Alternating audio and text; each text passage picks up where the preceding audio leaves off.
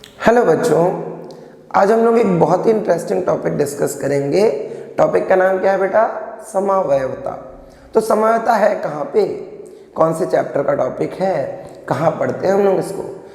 समावयवता 11th के organic के पहले चैप्टर जनरल ऑर्गेनिक केमिस्ट्री का एक बहुत ही इंपॉर्टेंट टॉपिक है। समावयवता का उपयोग बेटा न केवल 11th में है बल्कि 12th में भी है। 12th में क्या है ना, आधा का आधा सिलेबस ही ऑर्गेनिक है, एक बुक ही ऑर्गेनिक है। और ऑर्गेनिक के सारे चैप्टर्स में हम लोगों को क्या पढ़ना पड़ता है? समावयवता। जब इतना इंटरेस्टिंग टॉपिक है तो देर क्यों करें, स्टार्ट करते हैं। चलो, टॉपिक का नाम क्या है बेटा? समावयवता। तो प्रॉब्लम है, कहते किसे? समावयवता बोलते किसे? ये पता करें। तो समावयवता पहले परिभाषा देते हैं। यौगिक जिनके अणुसूत्र समान, यौगिक जिनके अणुसूत्र समान किंतु संरचना, प्रकाशिक गुण या ज्यामिति भिन्न भिन्न हो। कई जगहों पर ज्यामिति और प्रकाशिक गुण की जगह एक साथ त्रिविम विन्यास भी लिखा रहता है, ठीक है। तो यौगिक जिनके अणुसूत्र समान किंतु संरचना, ज्यामिति या प्रकाशिक गुण भिन्न भिन्न हो, क्या कहलाते हैं? समावयवी। और यौगिकों के समावयवी प्रदर्शित करने का यह गुण क्या कहलाता है? समावयवता। जनरली बेटा समावयवता को दो भागों में वर्गीकृत किया जाता है। पहला होता है संरचनात्मक समावयवता, जैसे कि नाम से ही लग रहा है। संरचनात्मक समावयवता किसे कहेंगे? यौगिक जिनके अणुसूत्र समान हो किंतु संरचना भिन्न भिन्न हो, उसको क्या बोलते हैं? संरचनात्मक समावयवता। और दूसरा कहलाता है त्रिविम समावयवता। अब त्रिविम समावयवता किसको बोलेंगे? यौगिक जिनके अणुसूत्र समान हो किंतु त्रिविम विन्यास भिन्न भिन्न हो, कहलाता है त्रिविम समावयवता। संरचनात्मक समावयवता को कुछ भागों में वर्गीकृत किया जा सकता है, जैसे कि पहला अगर हम देखेंगे तो श्रृंखला समावयवता। पहला क्या कहलाता है? श्रृंखला समावयवता। एक एक करके पूरा डिटेल में पढ़ेंगे हर किसी को। दूसरा क्या कहलाता है? स्थान समावयवता। दूसरा है स्थान समावयवता, पहला है श्रृंखला समावयवता। तीसरा हम लोग बोलते हैं क्रियात्मक समावयवता, क्रियात्मक समावयवता। चौथा है वलय श्रृंखला समावयवता, वलय श्रृंखला समावयवता। पांचवा है मध्यावयवता, मध्यावयवता। छठा है चलावयवता। तो कुल मिलाकर के 6 कौन कौन से? पहला श्रृंखला समावयवता, दूसरा स्थान समावयवता, तीसरा क्रियात्मक समावयवता, चौथा वलय श्रृंखला समावयवता, पांचवा मध्यावयवता और छठवां चलावयवता। अगर हम लोग त्रिविम समावयवता को वर्गीकृत करें तो पहले कहलाता है ज्यामिति समावयवता, दूसरा कहलाता है प्रकाशिक समावयवता, तीसरे को बोलते हैं संरूपण।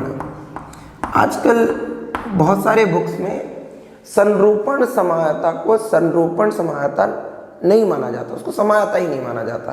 बट हमारे बुक्स में अभी भी संरूपण समावयवता के रूप में लिखा हुआ है, तो उसको हम लोग समावयवता के अंदर ही पढ़ेंगे। तो कुल मिलाकर के अगर आप देखो यहाँ पर, तो हम लोग को दो तरह की समावयवता डिस्कस करनी है। एक है संरचनात्मक, दूसरा है त्रिविम। संरचनात्मक में 6 टाइप होते हैं और ज्यामिति में 3। हम लोग ये सारे टॉपिक्स को इस वीडियो सीरीज के अंदर में डिस्कस करेंगे, जिसमें मैं सभी तरह के समावयवता को बोर्ड लेवल तक का डिस्कस करूंगा। बेटा कॉम्पिटिटिव अगर नीट जेई लेवल तक का डिस्कशन करना है तो उसके लिए मैं सेपरेट वीडियो लेकर के आऊँगा, जिसमें हम लोग नीट जेई लेवल तक के डिस्कशन को करेंगे। ये वाला जो क्लास है वो 11th के बच्चों के लिए है। 11th के बच्चों को समझाने के लिए हम लोग जितना ज़रूरी है उतना डिस्कशन करेंगे, ठीक है। चलो कोई नहीं, आगे पढ़ते हैं। इसमें समावयवता में जो टॉपिक हम लोग को यहाँ पढ़ना है, पहला संरचनात्मक समावयवता में उसका नाम क्या है? श्रृंखला समावयवता। हेडिंग डाल लेते हैं, श्रृंखला समावयवता। इसे कहते हैं भाई श्रृंखला समावयवता। तो परिभाषा देंगे, यौगिक जिनके अणुसूत्र समान किंतु मुख्य श्रृंखला व सहायक श्रृंखला में कार्बन की संख्या भिन्न भिन्न हो, एक दूसरे के श्रृंखला समावयवी कहलाते हैं। श्रृंखला समावयवी फिर से, यौगिक जिनके अणुसूत्र समान किंतु मुख्य श्रृंखला व सहायक श्रृंखला में कार्बन की संख्या भिन्न भिन्न हो, श्रृंखला समावयवी कहलाते हैं और उनका यह गुण श्रृंखला समावयवता कहलाती है। अब इसको समझने के लिए बेटा मैं एक अणुसूत्र ले रहा हूँ C17H16, C7H16। अब C7H16 क्या होता है बेटा? Heptane not. अगर हम इसको फॉर्मूले के हिसाब से देखें तो एक एल्केन है। C7H16 क्या है? हेप्टेन। अब इसमें हम लोग देखने की कोशिश करेंगे कि कैसे श्रृंखला समानता होती है। तो 7 कार्बन की अगर मैं एक लंबी श्रृंखला बनाऊं तो CH3, CH2, CH2, CH2, 4 हो गए, 5, 6 और 7। ये 7 कार्बन का है। इसकी मुख्य श्रृंखला में टोटल कितने कार्बन है बेटा? चेक करोगे तो 7 है। ठीक, तो अगर मुख्य श्रृंखला में 7 कार्बन है तो इसका एक समावयवी है ना। इसमें कार्बन काउंट कर लो, 1 2 3 4 5 6 7 7 है। हाइड्रोजन कितने हैं? 3 2 5 6 7 8 9 10 11 12 13 14 15 16। देखो 16 है। अब इसका एक समावयवी गिनते नहीं है। इसमें हम क्या कर लेते हैं, एक कार्बन कम कर लेते हैं मुख्य श्रृंखला में। तो मुख्य श्रृंखला में हम कितने कार्बन लेंगे? 6 कार्बन और 1 लगा देंगे ऐसे प्रतिस्थापी के रूप में। तो यहाँ पर मुख्य श्रृंखला में अभी चेक करो कितने कार्बन है? 6। सहायक श्रृंखला है कितनी? 1। और उसमें कितने कार्बन है? 1। तो यहाँ तुम देख पा रहे हो कि सहायक श्रृंखला बन गई। मुख्य श्रृंखला में 6 कार्बन है और एक सहायक श्रृंखला है। चलो, तो ये दोनों एक दूसरे के समावयवी हुए क्योंकि कार्बन की संख्या भिन्न भिन्न है मुख्य श्रृंखला में। हम इसका एक और समावयवी बनाने की कोशिश करते हैं जिसमें कितने कार्बन लग जाएंगे बेटा? 5। चेक करो, 1 2 3 4 5, एक एक्स्ट्रा हो गया। 5 कार्बन लगा लेते हैं इसमें यूं। अब अगर 5 कार्बन की मुख्य श्रृंखला बना ली है तो यहाँ पर मुझे 2 कार्बन और ऐड करने पड़ेंगे। तो मैं बीच में CH लिखा हूँ, यहाँ CH2 CH3 लिख दे रहा हूँ। ध्यान देंगे तो यहाँ पर एक सहायक श्रृंखला है जिसमें कितने कार्बन है? 2 कार्बन है। और मुख्य श्रृंखला में कितने कार्बन है? 5। अब मैं क्या कर रहा हूँ, यहाँ पर एक और इसका एग्जाम्पल बनाने की कोशिश कर रहा हूँ जिसमें तुम देख पाओगे 5 ही कार्बन है और 2 सहायक श्रृंखलाएं हैं और दोनों में एक एक कार्बन है। यहाँ देखोगे मुख्य श्रृंखला में 5 कार्बन है, 2 सहायक श्रृंखलाएं हैं और दोनों में कितने कितने कार्बन है? एक एक कार्बन है। इन दोनों में मुख्य श्रृंखला में कार्बन की संख्या में कोई परिवर्तन नहीं है किंतु सहायक श्रृंखला में कार्बन की संख्या में परिवर्तन है। तो ये भी एक दूसरे के क्या हुए? श्रृंखला समावयवी। इसका एक और एग्जाम्पल हम क्रिएट कर पाएंगे जिसमें हम 4 कार्बन ले लेंगे ऐसे यूं, CH3 CH2 CH2 CH3। अब 4 कार्बन में को 7 करने के लिए 3 और कार्बन की जरूरत होगी। कहीं पे भी अगर तुम 3 कार्बन की श्रृंखला जोड़ोगे तो ये 6 कार्बन की श्रृंखला हो जाएगी, तो गड़बड़ हो जाएगा। 2 जोड़ोगे तो भी 5 हो जाएगा। तो हम क्या करते हैं, यहाँ पर एक जगह एक ऐसे मिथाइल जोड़ लेते हैं और दूसरी जगह का हाइड्रोजन निकाल करके CH3 जोड़ देते हैं। ध्यान देंगे मुख्य श्रृंखला में कितने कार्बन है बेटा? 4। कितनी सहायक श्रृंखलाएं हैं? 3। और तीनों में कितने कितने कार्बन है? एक एक कार्बन है। अब भी तुम अगर इन सबके अणुसूत्र निकालो तो कितने निकलेंगे? C7H16। ठीक है, सबके अणुसूत्र समान है किंतु मुख्य श्रृंखला या सहायक श्रृंखला में कार्बन की संख्या भिन्न भिन्न है। तो ऐसे यौगिक एक दूसरे के क्या कहलाते हैं? श्रृंखला समावयवी, जिनमें मुख्य श्रृंखला या सहायक श्रृंखला में कार्बन की संख्या अलग अलग है। एक और इम्पॉर्टेंट चीज़ हम लोग यहाँ पर चेक करेंगे, इन सब का IUPAC नाम लिखेंगे। इसका नाम क्या है बेटा?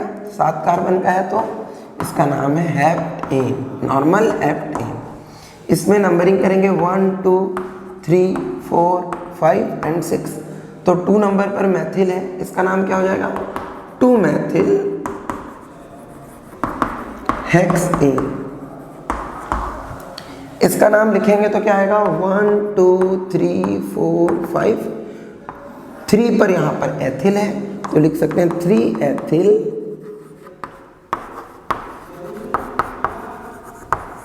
Pentane, 3 ethyl pentane.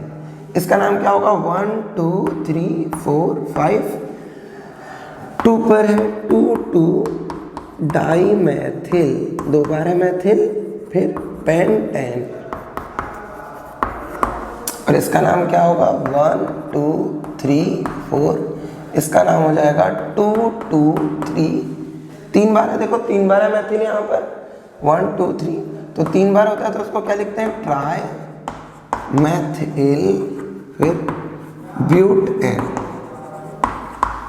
IUPAC नामकरण लिखते समय हमें क्या पता चलता है? हमें ये पता चलता है कि यहाँ हेप्ट है तो यहाँ हेक्स, हेप्ट है तो अगला क्या है बेटा? हेक्स। यहाँ पेंट है हेक्स की जगह, इन दोनों में पेंट है तो तुम देख पा रहे होगे कि यहाँ एथ है तो यहाँ मैथ है, और अगर यहाँ पेंट है तो यहाँ क्या है? ब्यूट है। तो जितने भी श्रृंखला समावयवी होते हैं उसमें रूट वर्ड, जो रूट वर्ड बोलते हैं हम लोग उसको, रूट वर्ड का क्या होता है? एल्क। इसमें क्या आ जाता है? चेंज। अगर रूट वर्ड एल्क में चेंज आए तो हम उसको क्या बोलते हैं? श्रृंखला समावयवी। यौगिक जिनके अणुसूत्र समान है किंतु मुख्य श्रृंखला या सहायक श्रृंखला में कार्बन की संख्या अलग अलग है, क्या कहलाते हैं? श्रृंखला समावयवी। बच्चों अगर तुम लोग इसको नोट करना चाहो तो इसका एक स्क्रीनशॉट ले लो, इसके बाद हम लोग इसके और एग्जाम्पल डिस्कस करेंगे। अब इसका एक और एग्जाम्पल डिस्कस करते हैं बेटा।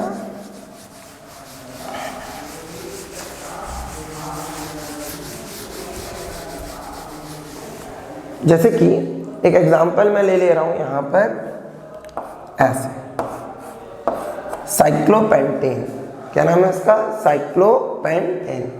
साइक्लोपेंटेन का एक समावयवी हो सकता है क्या? 1 मैथिल साइक्लोब्यूटेन। इसके बाद इसका एक और समावयवी हो सकता है 1 एथिल साइक्लोप्रोपेन। तुम इसका एक और समावयवी लगा सकते हो, इसका नाम हो जाएगा 1 2 डाईमेथिल साइक्लोप्रोपेन। इन सब के अणुसूत्र अगर चेक करें तो C5H10 है, चेक कर लो। CH2 1 2 3 4 and 5। हर कार्बन 4 संयोजकता प्रदर्शित करता है, तुम्हें पता होगा। तो कार्बन 1 2 से जुड़ा है तो 2 हाइड्रोजन से और जुड़ेगा, तो टोटल कितने कार्बन हो गए? 1 2 3 4 5 5 कार्बन है। हाइड्रोजन कितने? 2 2 4 2 6 2 8 2 10 10 हो गए। समझ आ रहा है? अणुसूत्र इसका चेक करो, यहाँ 1 CH2 होगा, CH2 होगा, CH2 होगा, यहाँ CH होगा क्योंकि 3 बॉन्ड पहले से हैं, CH3 होगा। तो टोटल कितने कार्बन हो गए? देखो 1 2 3 4 5, ठीक है। हाइड्रोजन कितने? 2 2 4 2 6 7 और 3 10। तो सेम अणुसूत्र है। यहाँ देखोगे तो ये CH होगा, ये CH2 होगा, ये CH2 होगा, ये CH2 होगा, यहाँ CH3 होगा। यहाँ तुम देखोगे तो यहाँ CH होगा, यहाँ CH होगा, यहाँ CH3 होगा, यहाँ CH3 होगा, यहाँ CH2 होगा। सबके अणुसूत्र क्या है? C5H10 है, पर इनकी जो मुख्य श्रृंखला है इसमें कार्बन की संख्या अलग अलग है। यहाँ मुख्य श्रृंखला में कार्बन कितने हैं? 5, यहाँ कितने हैं? 4, यहाँ कितने हैं? 3, यहाँ कितने हैं? 3। तो मुख्य श्रृंखला में तो इन दोनों में सेम कार्बन है। तो सहायक श्रृंखला में देखिए, इसकी सहायक श्रृंखला में कितने कार्बन है? 2। इसमें 2 सहायक श्रृंखलाएं हैं और दोनों में कार्बन कितने हैं? 1 1। तो यदि अणुसूत्र समान हो किंतु मुख्य या सहायक श्रृंखला में कार्बन की संख्या भिन्न भिन्न हो तो यौगिक एक दूसरे के क्या कहलाते हैं? श्रृंखला समावयवी। इसका नाम लिखना चाहे तो क्या लिखेंगे बेटा, 5 कार्बन का क्या लिखेंगे, पेंटेन, पर शुरू में क्या लगाएंगे, साइक्लो, क्योंकि चक्रीय है तो नाम क्या हो जाएगा इसका, साइक्लोपेंटेन। इसका नाम क्या होगा, 1 मैथिल, 1 पोजीशन पे है, 1 मैथिल साइक्लोब्यूटेन। इसका नाम क्या होगा बेटा, 1 पे कौन है, 2 कार्बन का को क्या बोलते हैं, एथिल, तो 1 एथिल साइक्लोप्रोपेन। इसका नाम क्या होगा, इसको 1 लोगे तो ये 2 हो जाएगा, 1,2 डाईमेथिल साइक्लोप्रोपेन। अच्छे से चेक करो, ये पेंट है, ये ब्यूट है, ये प्रॉप है और ये भी प्रॉप है। अब अगर वो दोनों प्रॉप हैं तो यहाँ एथ है तो यहाँ क्या है, मैथ है। तो हम देख पा रहे हैं रूट वर्ड में चेंजेस जरूर आ रहे हैं, इसका मतलब ये एक दूसरे के क्या है, श्रृंखला समावयवी। तो यौगिक जिनके अणुसूत्र समान हैं किंतु मुख्य श्रृंखला या सहायक श्रृंखला में कार्बन की संख्या भिन्न भिन्न है, एक दूसरे के श्रृंखला समावयवी कहलाते हैं। इसके हजारों लाखों एग्जाम्पल है बेटा, जितना करो कम है।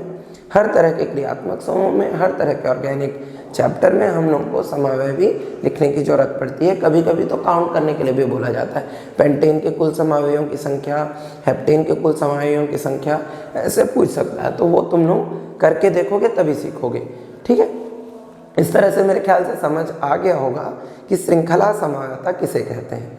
अगला डिस्कस करेंगे स्थान समावयवता, तो उसका हेडिंग लगाते हैं बच्चों।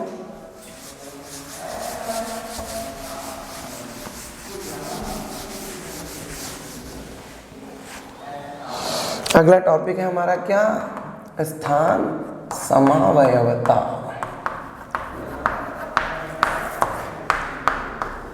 तो प्रॉब्लम है सेम, कहते किसे हैं, स्थान समावयवता।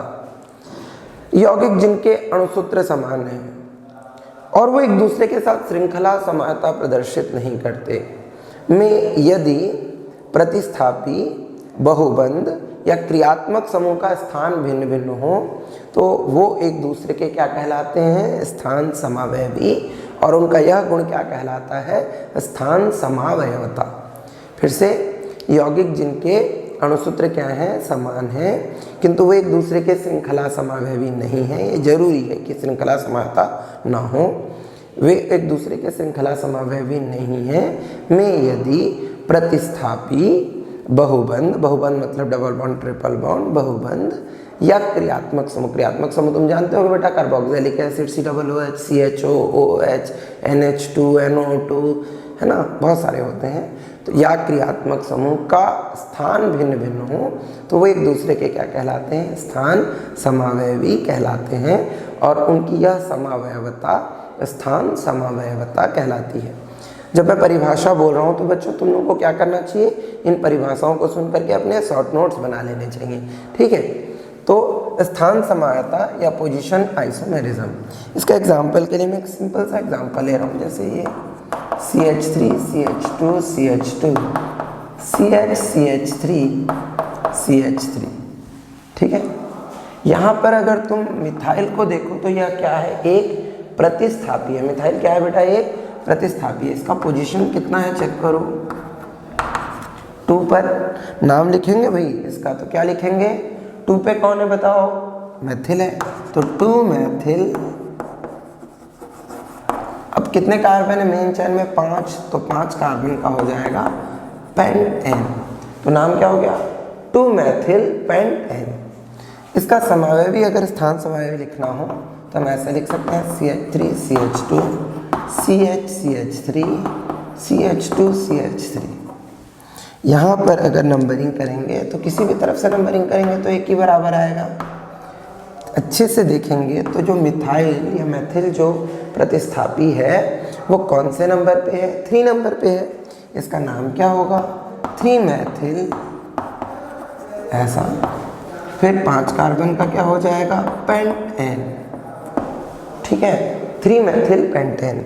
अच्छे से देखेंगे तो इसका नाम भी मेथिल पेंटेन है, इसका नाम भी मेथिल पेंटेन है, बट तुम देख पा रहे होगे कि यहाँ पर 2 लिखा है और यहाँ पर क्या लिखा है, 3। तो जो मेथिल है उसका स्थान क्या हो गया, बदल गया।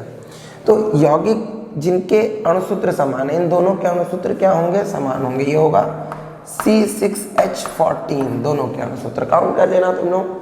C6H14 इनके दोनों के क्या है, अणुसूत्र हैं, बट तुम देख रहे हो कि प्रतिस्थापी का स्थान जो है वो बदल गया। इसी तरह से एक और एग्जांपल ले लेता हूँ मैं, जैसे CH3 CH2 CH double bond CH2। इसका एक और CH3 CH double bond CH single bond CH3। इसका नाम क्या होगा बेटा, 1 2 3 4 नंबरिंग करेंगे। इसका तो दोनों तरफ से नंबरिंग एक समान आएगा, 1 2 3 4 कर सकते हैं। इसका नाम क्या होगा बेटा, ब्यूट 1 इन। इन किसको प्रदर्शित करता है, डबल बॉन्ड को, तो इसका नाम क्या हो जाएगा, ब्यूट 1 इन। इसका नाम क्या होगा, ब्यूट 2 इन। तो यहाँ हम देख रहे हैं कि डबल बॉन्ड इन का पोजीशन चेंज हुआ, उसका स्थान चेंज हुआ। तो ये एक दूसरे के क्या हो गए, स्थान समावयवी। समझ आ रहा है, इनको क्या बोलेंगे हम लोग, एक दूसरे के स्थान समावयवी। ठीक, क्योंकि बहुबंध का स्थान बदला। बहुबंध मतलब इन का स्थान बदला। इन की जगह तुम एक और ले सकते हो, वो क्या, आइन। आइन का भी स्थान बदल सकता है, इन या आइन का स्थान बदल जाएगा। ठीक, तो बहुबंध हो गया। एक क्रियात्मक समूह वाला क्वेश्चन ले लेता हूँ। जैसे कि मान लेते हैं कि यहाँ पर एक OH ग्रुप जुड़ा हुआ है, वो कौन से पोजीशन पे जुड़ा है बेटा, चलो यहाँ 6 कार्बन पे लेते हैं ना, तो पोजीशन नंबर 2 पर जुड़ा है। हम इस तरह से स्केलेटन मतलब हड्डी की तरह स्ट्रक्चर बना सकते हैं। 1 2 3 4 5 6 है, सॉरी एक ज़्यादा हो गया, 7, एक कम कर दे रहा हूँ, चलो 6 है ना। अब यहाँ पे अगर मान लो मैं OH को यहाँ लगा देता हूँ, यहाँ ठीक है, 1 2 3 4 5 6, 1 2 3 4 5 6। अभी ये पोजीशन नंबर कौन से पर है, 3 पर। ये पहले वाला पोजीशन नंबर कौन से पर था, 2 पर। अगला वाला पोजीशन नंबर कौन से पर है, 3 पर। इसका नाम क्या लिखेंगे, हेक्स एन 2 ऑल। सफिक्स क्या होता है OH का, 2 ऑल है ना। इसका नाम क्या होगा, हेक्स एन 3 ऑल। तो ये यहाँ पर क्रियात्मक समूह 3 नंबर पे आ गया, यहाँ पर 2 नंबर पे है।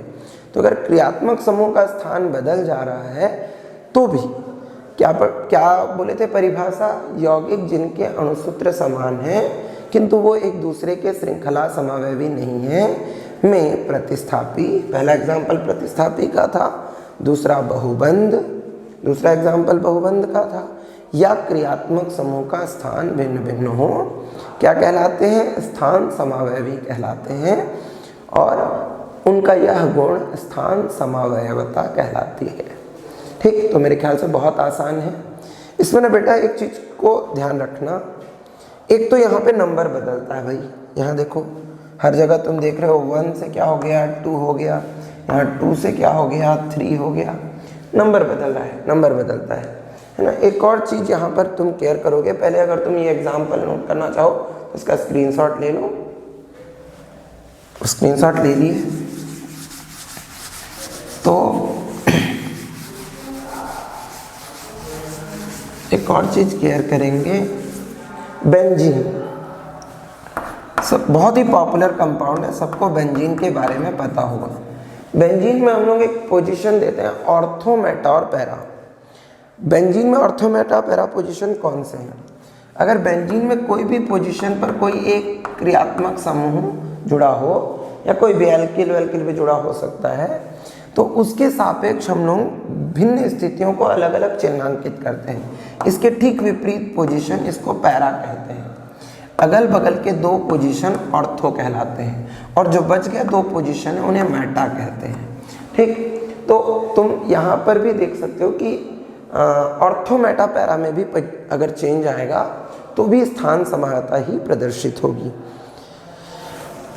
कुछ इस तरह से अगर तुम एक और रिंग बना लो ऐसे, ऑर्थोमेटा पैरा को थोड़ा सा और अच्छे से समझ जाए, यहाँ पर कोई प्रतिस्थापी है जुड़ा हुआ है, तो इसका पैरा पोजीशन कौन सा होगा, उसके ठीक विपरीत वाला ये होगा पैरा। ऑर्थो पोजीशन कौन से होंगे, अड़ोस पड़ोस के दोनों पोजीशन क्या कहलाएंगे, ऑर्थो पोजीशन। और बीच का पोजीशन क्या होगा, ये वाला पोजीशन होगा मेटा पोजीशन। तो इस तरह से हम देख पा रहे हैं कि ऑर्थो मेटा पैरा होता है। तो बेंजीन में यार कुछ एग्जाम्पल इसके भी बन जाएंगे, जैसे अब मान लो तुम इस तरह से बना लो, OH है यहाँ, इसको हम क्या बोल सकते हैं, ऑर्थोक्लोरो फिनॉल।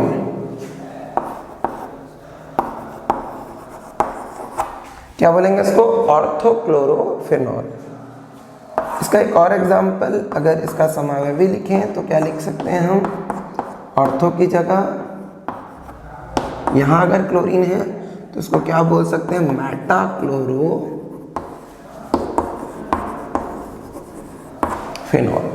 तो यह नंबर नहीं चेंज हो रहा, O ortho, M Meta, P para ऐसे चेंज हो रहा है।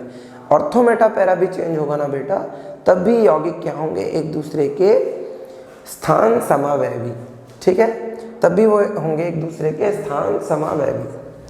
एक और चीज़, जैसे एक और एग्जांपल इसमें अगर लगाएं, जैसे CH3CH2 CH2CHO है और CH3CHCHO CH3 है। तो यहाँ तुम में से कुछ लोग सोच सकते हैं कि CHO एक क्रियात्मक समूह है और इसका स्थान बदल रहा है, और अगर इसका स्थान बदल रहा है तो फिर ये दोनों एक दूसरे के क्या होंगे, स्थान समावयवी। पर ऐसा नहीं है। हमको पता है कि CHO एक ऐसा समूह है जिससे नंबरिंग स्टार्ट होती है ना। जो लोग बच्चे मेरे से नामकरण पढ़ चुके हैं उन लोगों को मैं पढ़ाता हूँ, CHO को क्या बोलते हैं, अमिताभ बच्चन। और अमिताभ बच्चन का वो डायलॉग है ना बड़ा फेमस, कि हम जहाँ खड़े हो जाते हैं लाइन वहीं से शुरू होती है। तो CHO भी अमिताभ बच्चन है, लाइन यहीं से शुरू होगी। तो अगर ये 1, ये 2, ये 3 है तो इसकी श्रृंखला में कितने कार्बन है, 3। और इसकी श्रृंखला में कितने कार्बन है, 1, 2, 3 और 4 मतलब 4। तो इसकी श्रृंखला में कार्बन की संख्या अलग अलग है, तो फिर ये एक दूसरे के क्या हो गए, श्रृंखला समावयवी। समझ आ रहा है। तो फिर ये एक दूसरे के हो गए क्या, श्रृंखला समावयवी। और जो एक दूसरे के श्रृंखला समावयवी हैं वो कभी एक दूसरे के स्थान समावयवी नहीं हो सकते। ये परिभाषा मैं शुरू में ही बोला था, यौगिक जिनके अणुसूत्र समान हैं किंतु वे एक दूसरे के श्रृंखला समावयवी नहीं हैं, उनमें यदि प्रतिस्थापी, बहुबंध या क्रियात्मक समूह का स्थान भिन्न भिन्न हो तो यौगिक क्या प्रदर्शित करते हैं, स्थान समावयवता।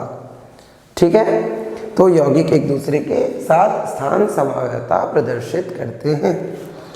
आई थिंक तुम लोग इस टॉपिक को भी अच्छे से समझ गए होंगे। तो हम लोगों ने स्थान समावयवता इस तरह से कंप्लीट कर लिया।